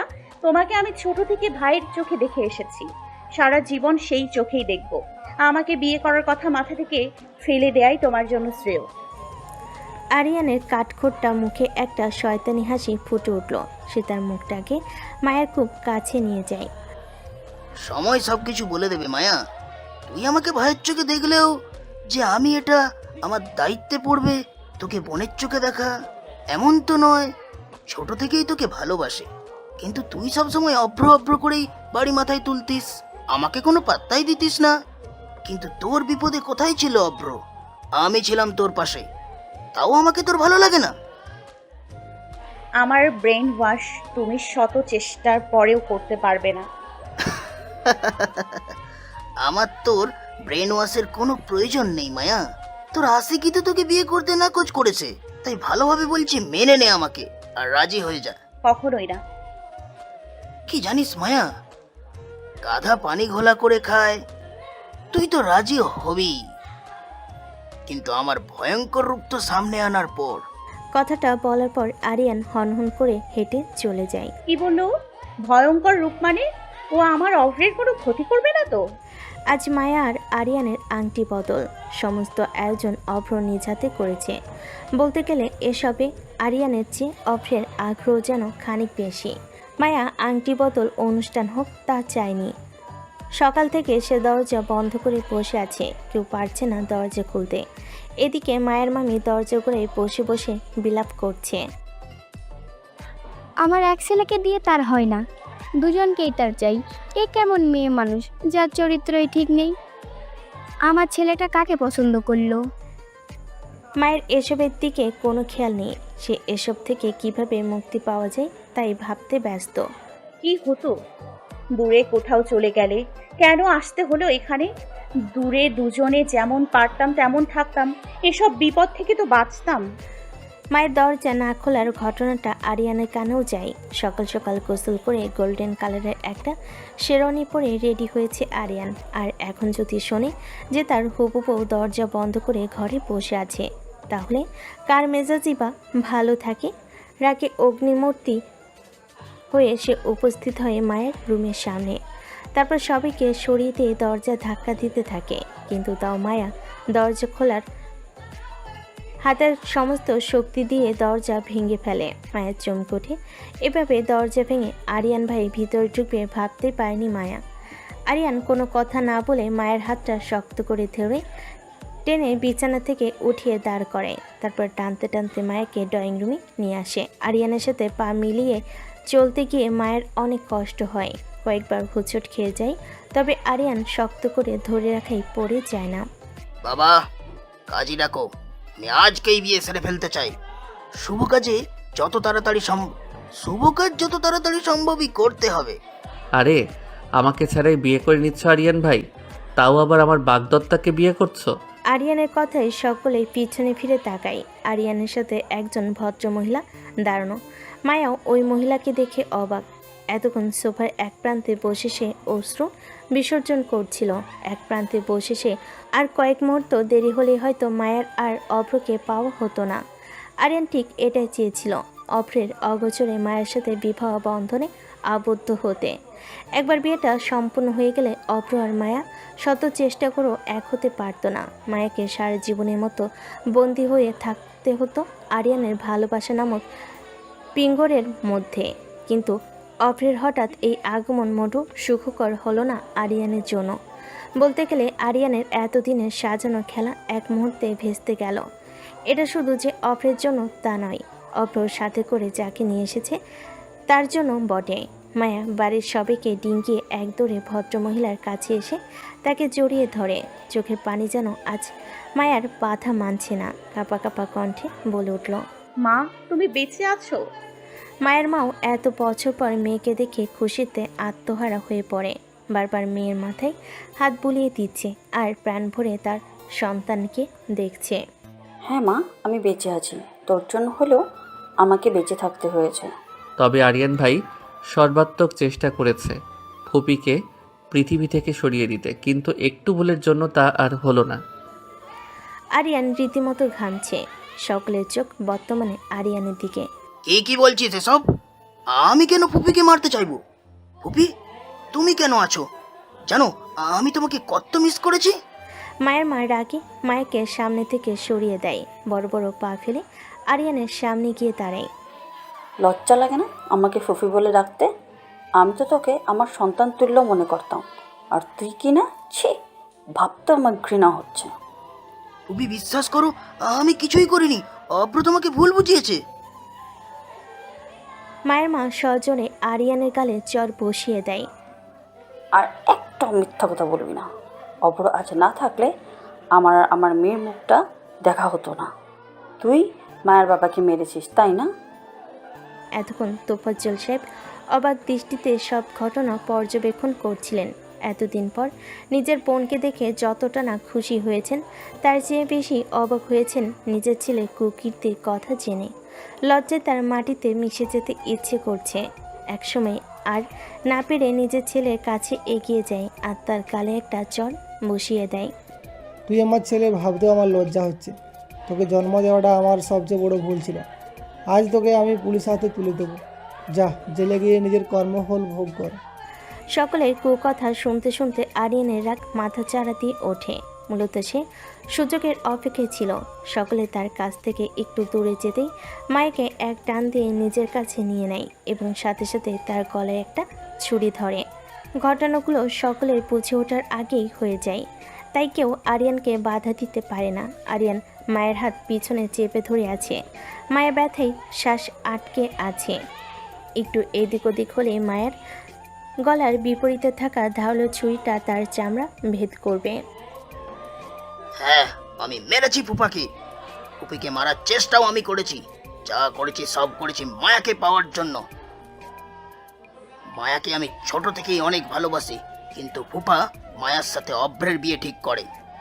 এই কারণেই আমি ফুপাকে চিরদিনের জন্য ঘুম পাড়িয়ে দেই। মায়া শুধুমাত্র আমার। আমি যদি মায়াকে না পাই তাহলে আর কেউ পাবে না, কেউ না। কি রে, এভাবে খাটের কোণে ঘাপটি মেরে বসে আছিস কেন? অভ্রের কর্কশ কণ্ঠে মায়ের ধ্যান ভাঙে। কয়েক মিনিটের মধ্যে মায়ের জীবনটা প্রায় উলটপালট হয়ে গেছে, তাই খানিকটা অবসর সময় পেয়ে মায়া হিসাব মিলাতে ব্যস্ত ছিল। কিন্তু সেটা আর হলো কোথায়? অভ্র ঘরের দরজা আটকাতে আটকাতে কথাগুলো বলে। দরজাটা বন্ধ করে সে মায়ের পাশে বিছানায় বসে পড়ে। মায়ের মুখ দেখেই অভ্র বুঝতে পেরে যায় যে মায়ের মন খারাপ, তবে খারাপ হওয়াটাই স্বাভাবিক। আরিয়ান ভাইকে সে অনেক সম্মান করত, নিজের বড় ভাইয়ের আসনে তাকে বসিয়েছিল, কিন্তু সেই সম্মানিত ব্যক্তিটাকে নিজের বাবার খুনি হিসেবে মেনে নিতে কষ্ট হচ্ছে মায়ার। কিছুতেই যেন বিশ্বাস হচ্ছে না, সব কিছুই যেন গভীর রাতের ঘুমের মাঝে দেখা একটা দুঃস্বপ্নের মতো। দুজন কিছুক্ষণ নিস্তব্ধ মুহূর্ত অতিবাহিত করার পর মায়া কিছু বলে ওঠে। আরিয়ান ভাইয়াকে কি ওরা ছাড়বে না? অভ্র বিস্ময়ের সাথে তাকায় মায়ার দিকে। এত অমায়িক কেন মেয়েটা? নিজের বাবার খুনিকেও কি এত সহজে ক্ষমা করে যায়? ভেবে পায় না অভ্র। অভ্রের চাহনি দেখে মায়া মাথা নিচু করে ফেলে। তুমি কি চাও আরিয়ান ভাই জেল থেকে ছাড়া পাক? বলো, যদি তাই চাও তাহলে খুনের দায় কাঁধে নিয়ে আমি জেলে যাই, ফাঁসিতে ঝুলি। আমি কিটা বলছি দেখেন না মামি, কতটা ভেঙে পড়েছেন। বাড়ির বড় ছেলে উনি, বাড়ির পরিবেশটা কেমন গোমট হয়ে আছে। মায়া, তুই কি আমাদের বাসরাতটা একটা থার্ড পার্সনের কথা বলে কাটিয়ে দিবি? কত কষ্ট করে নিজের করে পেলাম, আর তুই কি না গোমরা করে বসে আছিস? একটু কাছে আয়, তোকে আদর করি। কথাটা বলে অভ্র মায়ের দিকে এগিয়ে যায়। দু হাতে মায়ের মুখটা চেপে ধরে দু আঙ্গুল দিয়ে স্লাইড করতে থাকে। অভ্রর চোখ যায় মায়ের হালকা গোলাপি ঠোঁটের দিকে। এক নেশালো দৃষ্টিতে মায়ের দিকে তাকায় সে। মায়া হয়তো অভ্রের চোখের ভাষা বুঝতে পারে। এবার মায়া নিজের ঠোঁটজোকল অভ্রের সাথে মিলিয়ে দেয়। প্রায় 5 মিনিট পর দুজনে আলাদা হয়। এবার অভ্র মায়াকে কাছে টেনে নেয়। আজ কোনো দূরত্ব বজায় থাকবে আমাদের মাঝে, আর কাউকে ঢুকতে দিব না আমাদের জীবনে। আজকে রাতটা শুধু তোর আর আমার। সকাল সকাল ঘুম থেকে উঠেই অভ্রের মা তোফাজ্জল সাহেবের কানের কাছে ঘ্যাঙ্গানি শুরু করেছে। এমনিতে নিজের মন মেজাজ ভালো নেই, তার উপর বইয়ের এই জ্বালাতন কারিবা সহ্য হয়। স্বামীর রাগকে ভালোভাবে চিনি অভ্রের মা, তাই সে চুপ বনে গেল নিজের থেকে। মাথায় ব্যান্ডেজ করা, রক্তচক্ষু আর হাতে মদের গ্লাস নিয়ে দাঁড়িয়ে আছে রোদ।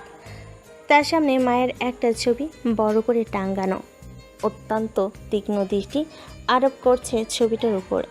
এই ছবিটা মায়াকে উপহার দেওয়ার জন্যই বানিয়েছিল সে, কিন্তু এখন ছবিটা তার ড্রয়িং রুমে শোভা দেওয়া ছাড়া আর কোনো কাজই লাগবে না। অনেক বড় একটা ভুল পদক্ষেপ নিলি তুই অভ্র। এর ফল ভোগ করতে হবে তোদের দুজনকে। মা, মায়া কোথায়? সারা বাড়িতে আমি খুঁজে পাচ্ছি না। মহারানীকে আমি নিচে আসতে দেখিনি। দেখ গিয়ে, ওনার মন খারাপ হয়েছে, তাই হয়তো ছাদে গালে হাত দিয়ে বসে আছে। যত সব ঢং। মায়ের মুখে নিজের স্ত্রীর নামে বাজে কথা শুনে আরও মেজাজটা বিকে যায়। এমনিতে মায়া কি খুঁজে পাচ্ছে না, তার উপর মায়ের এসব বাঁকা বাঁকা কথা।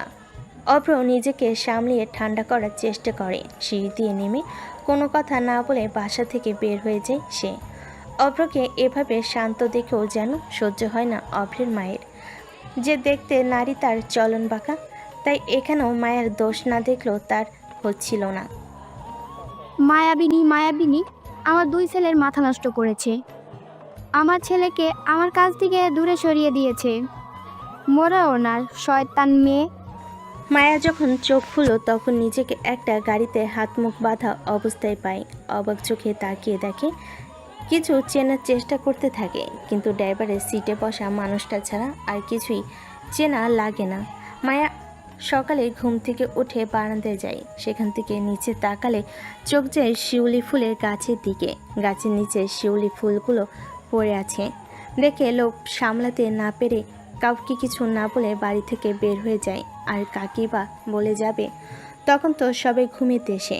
বাসা থেকে বের হয়ে গাছের নিচে যেতেই পেছন থেকে কেউ মুখে রুমাল চেপে ধরে। তারপর মায়ের কিছু মনে নেই। রোদকে দেখে মায়ের কাঁপাকাঁপি শুরু হয়ে গেল। কি করবে বুঝতে না পেরে বাধা হাত দিয়ে গাড়ির দরজায় আঘাত করতে থাকে। গাড়ির দরজার শব্দ শুনে রোদ পিছনে ফিরে তাকায়। মায়ের হুঁশ ফিরেছে, গাড়ি থামিয়ে দেয়। গাড়ি থেকে মায়াকে তুলে সামনে ড্রাইভারের সিটে বসিয়ে দেয়। তারপর নিজেই গাড়িতে বসে মায়ের মুখ থেকে কাপড়টা সরিয়ে দেয়। মাই সুইটহার্ট, কেমন আছো? আমাকে নিশ্চয়ই মিস করেছো। কেন এনেছেন আমাকে এখানে? ছাড়ুন, আমি বাড়ি যাব। বাসার কথা, অভ্রের কথা তুমি মাথা থেকে ঝেড়ে ফেলে দাও। তুমি এখন আমার খাঁচা থেকে কখনোই মুক্তি পাবে না। আপনি কি পাগল? আমি বিবাহিত, কালকে আমার বাসররাত ছিল। মায়ের মুখে অভ্রর সাথে তার বিয়ের বিবরণ শুনে রোদের রাগ উঠল, তা মনে জায়গা দেয় না, বরং মুখে হাসি বজায় রাখে। তাতে কি? অভ্র মারা গেলে তো তোমাকে বিয়ে করতে আমার কোনো প্রবলেম নেই। তোমাকে পেতে হলে যে আমাকে অভ্রকে মারতে হবে সেটা আমার জানা আছে সুইটহার্ট। আমাকে নামান গাড়ি থেকে, আমি বাসায় যাব। মায়া গাড়িতে রোদের সাথে ধস্তাধস্তি শুরু করে। রোদ গাড়ি নিয়ন্ত্রণ হারিয়ে গাছের সাথে অ্যাক্সিডেন্ট করে। অভ্র মায়াকে সম্ভাব্য জায়গায় খুঁজে না পেয়ে হতাশ হয়ে বাড়ি ফিরে যায়। তার মাথা কাজ করছে না, কোথায় মায়াকে খুঁজবে, কোথায় আছে তার প্রাণ ভোমরা। নিরুদ্যম হয়ে সোফায় বসে আছে অভ্র। হঠাৎ তার ফোনে একটা আননোন নম্বর থেকে কল আসে। অভ্র কিছুক্ষণ চিন্তা করে ধরবে নাকি ধরবে না, কি একটা ভেবে সে ফোনটা ধরে। হ্যালো, কে বলছেন? আমি হাসপাতাল থেকে বলছি। আমি কি মিস মায়ার আত্মীয়? আপনি আত্মীয় হলে প্লিজ তাড়াতাড়ি আমাদের হাসপাতালে চলে আসুন। কি হয়েছে মায়ার? উনি কার অ্যাক্সিডেন্ট হয়েছে, আপনি তাড়াতাড়ি হাসপাতালে আসেন, আমরা একটা অপারেশন করব। রোগীর অবস্থা কেমন? অনেক ক্রিটিক্যাল। মায়ের অ্যাক্সিডেন্টের কথা শুনে পায়ের মাটি সরে যায়। আইসিইউর পাশে দাঁড়িয়ে আছে অভ্র। ভিতরে তার প্রেয়সীকে